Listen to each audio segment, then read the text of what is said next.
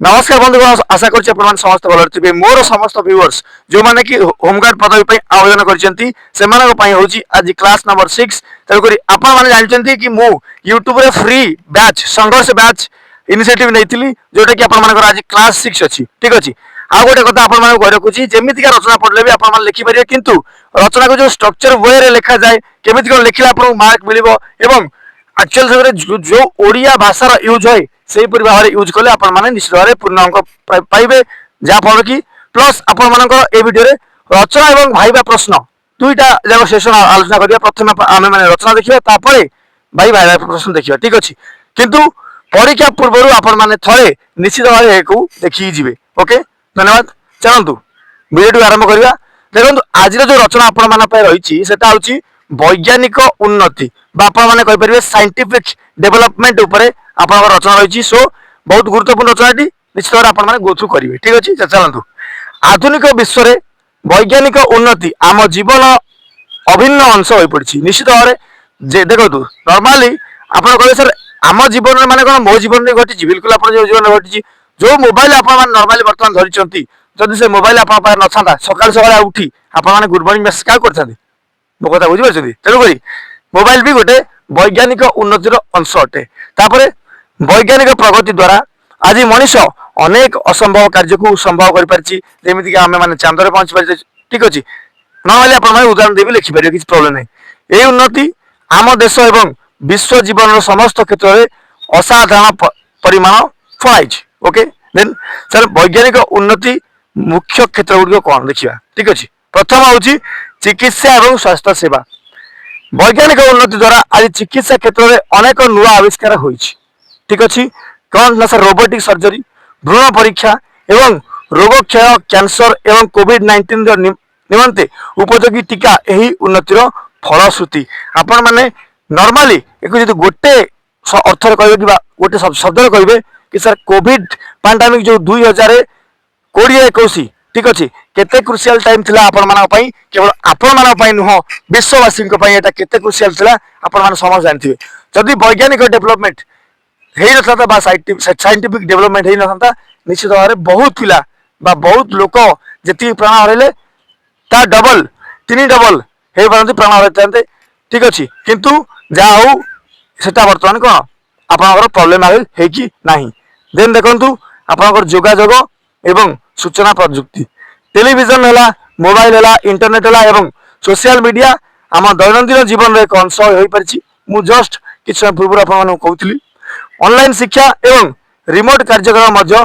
वैज्ञानिक प्रगतिर उदाहरण वर्तमान जो मु आपन को पढाउची ठीक अछि जो मोबाइल रो स्क्रीन रिकॉर्डिंग द्वारा आपण मानको मु पढाउची सेटा भी आपनकर गोटे साइंटिफिक डेवलपमेंट रो गोटे अंश कहले आपण मान चले बा गोटे दाना कहले आपण मानकर चले ठीक अछि जदि सेति कि नथांता शायद ही आपण बाहर पहुंच परछन ठीक अछि आपण कोन मोर ऑफलाइन क्लास आसी परताते तेल करी निश्चित भाव आमे माने धन्य माने करबा एति पई ओके नेक्स्ट देखिबा खेल क्षेत्र में वैज्ञानिक अग्रगति कौन देखिबा ना सर सॉरी खेती क्षेत्र में वैज्ञानिक उत्पन्न हाइब्रिड मालिका सिंचन प्रणाली और रासायनिक सार उपयोग द्वारा आज अधिक अन्न उत्पादन हो पारछि खेती मतलब कौन ना सर खेती मतलब होछि चाष जो आपण मानकर एग्रीकल्चर क्षेत्र कथा कहूछि से ठीक अछि आपण माने समस्त जानथिबे एग्रीकल्चर क्षेत्र में मध्य निश्चित भाव उन्नत मानर सार होला बिहन होला ए सब जिंस द्वारा ठीक अछि हमर निश्चित भाव कोन बहुत प्रकार उन्नति होछि बा फसल अभाव अधिक होछि आपण मान निश्चित कहि परिबे ठीक अछि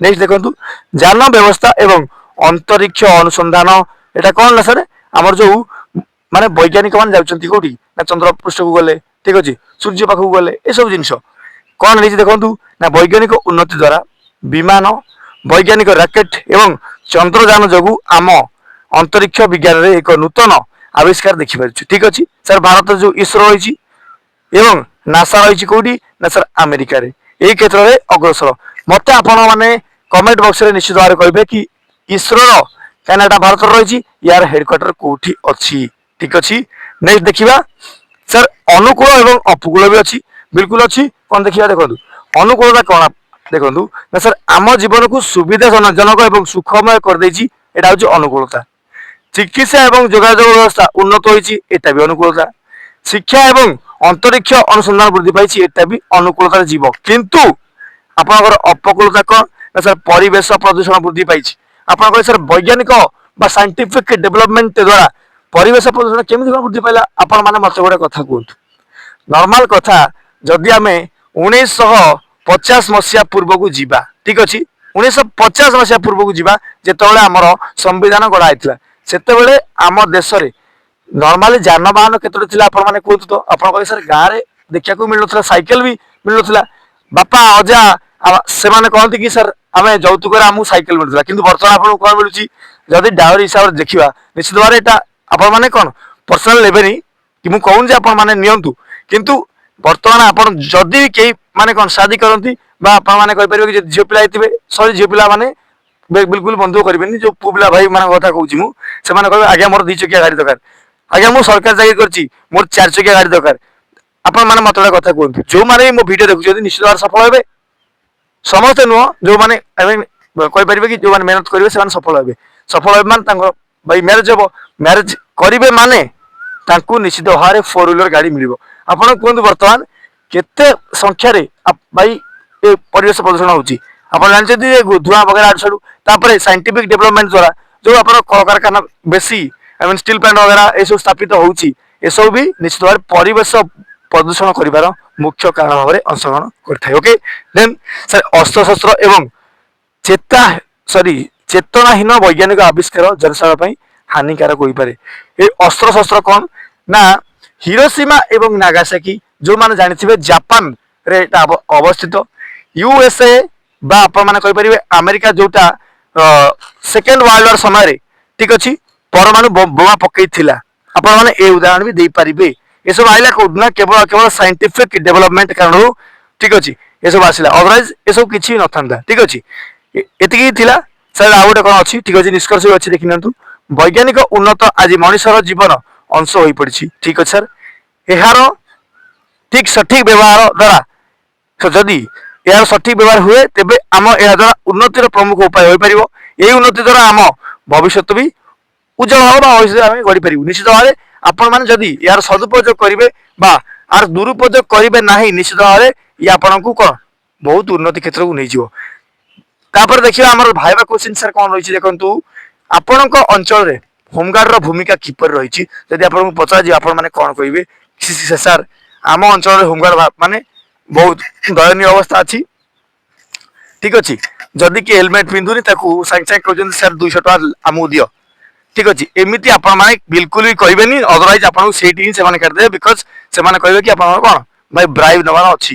ଠିକ ଅଛି, ସୋ ନର୍ମାଲି କଣ କହିବେ ସାର୍ ନା ଆମ ଅଞ୍ଚଳରେ ହୋମଗାର୍ଡ ମାନେ ସ୍ଥାନୀୟ ସୁରକ୍ଷା କରନ୍ତି, ସମାଜ ସେବା କରନ୍ତି ଏବଂ ଆପାତକାଳୀନ ସହଯୋଗ ବା ଆପଣ କହିପାରିବେ ଇମର୍ଜେନ୍ସି, ଯାହାକୁ ଯାହା ପ୍ରୋବ୍ଲେମ ହେଲା ଗାଁରେ ବା ଗ୍ରାମାଞ୍ଚଳରେ ହଉ ସହରାଞ୍ଚଳରେ ହଉ, ଠିକ ଅଛି, ସେଠି ସେମାନେ ସହଯୋଗ କରନ୍ତି। ଠିକ ଅଛି, ଜେନୁଇନ ଆନ୍ସର ଦେବେ। ଓକେ, ଆପଣ କେମିତି ନିଜକୁ ଏହି ପଦବୀ ପାଇଁ ଯୋଗ୍ୟ ମନେ କରନ୍ତି? ଭାଇ ଏକ୍ସାମ ଦେବା ପାଇଁ ତ ଆସୁଛନ୍ତି ଏଠି 50,000 ପିଲା କିମ୍ବା 5,000 ପିଲା। ଆପଣ କଣ ପାଇଁ ଭାବୁଛନ୍ତି ଯେ ଆମେ ଆପଣଙ୍କୁ ଚୟନ କରିବୁ? ଆପଣ କଣ ପାଇଁ ଭାବୁଛନ୍ତି ଯେ ହଁ Yes I M the best for the job? କାହିଁକି ନା sir I have this quality. ଠିକ ଅଛି, ପ୍ରଥମ କଥା ହଉଛି ମୋ ପାଖରେ ଏହି ଯୋଗ୍ୟତା ଅଛି। କଣ ଯୋଗ୍ୟତା ଅଛି ଆପଣ ନିଶ୍ଚିତ କହିବେ? ଠିକ ଅଛି ସାର୍, ଅଭିଜ୍ଞତା ବି ଅଛି। ଆପଣଙ୍କର କଣ ଏକ୍ସପିରିଏନ୍ସ ଅଛି ଆପଣ ମାନେ ସେଠି ମେନସନ କରିବେ। ସାର୍ ଦକ୍ଷତା ବିଷୟରେ ବ୍ୟାଖ୍ୟା କରନ୍ତୁ। ଦକ୍ଷତା କଣ ନା ଆପଣଙ୍କର ଯାହା ଯାହା ଆପଣ ମାନେ ଜ୍ଞାନ ଅଛି ଆପଣଙ୍କ ପାଖରେ, ଯାହା ଜାଣିଛନ୍ତି ଫର ପବ୍ଲିକ ସେଫ୍ଟି।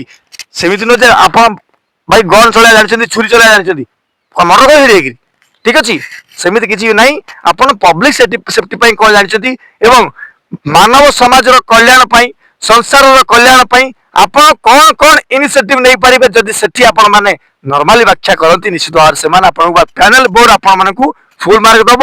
ଏହା ସହିତ ମୁଁ କହୁଛି ଯଦି ଫୁଲ ଜୋଶ ହିସାବରେ ଆପଣ ମାନେ ମୋ ହିସାବରେ ସେଠି ଯାଇକି ଭାଇବା ଦେବେ, ନିଶ୍ଚିତ ଭାବରେ ଏହାର ଆପଣ ମାନେ ପୂର୍ଣ୍ଣ ସ୍କୋର କରିବେ। ଆଉ ଏବଂ ଆପଣଙ୍କ ଏସପିଜି ଅଛି, ଯଦି ଆପଣ ମାନେ ଏହି ହିସାବରେ କହିବେ, ସେ ନିଶ୍ଚିତ ଭାବରେ ଆପଣଙ୍କ ପିଠିରେ ଥାପୁଡେଇବ। ଠିକ ଅଛି, ଏହା ସହିତ ଶେଷ କରୁଛି ଆଜିର କ୍ଲାସ, ଯୋଉଟା ଆପଣମାନଙ୍କର ରହିଛି ସଂଘର୍ଷ ବ୍ୟାଚ୍ 6 କ୍ଲାସ। ଯାହାକୁ ବି ସେସନଟି ଭଲ ଲାଗିଲା ୟାର ନିଶ୍ଚିତ ଭାବରେ କମେଣ୍ଟ ବକ୍ସରେ ଆପଣମାନଙ୍କ ପ୍ରେମ, ଆପଣମାନଙ୍କ ଭଲ ପାଇବା ଜଣେଇବେ ଏବଂ ଭିଡ଼ିଓଟି ନୂଆ ଆସିଥିଲେ ନିଶ୍ଚିତ ଭାବରେ ଚ୍ୟାନେଲକୁ ସବସ୍କ୍ରାଇବ ଏବଂ ମୋର ଜୋସ୍ ମୋଟିଭେସନାଲ ବଢିବା ପାଇଁ ଗୋଟେ ଲାଇକ୍ ତ ନିଶ୍ଚିତ ଭାବରେ କରିବେ। ରହୁଛି, ଧନ୍ୟବାଦ, ଜୟ ହିନ୍ଦ, ଜୟ ଭାରତ।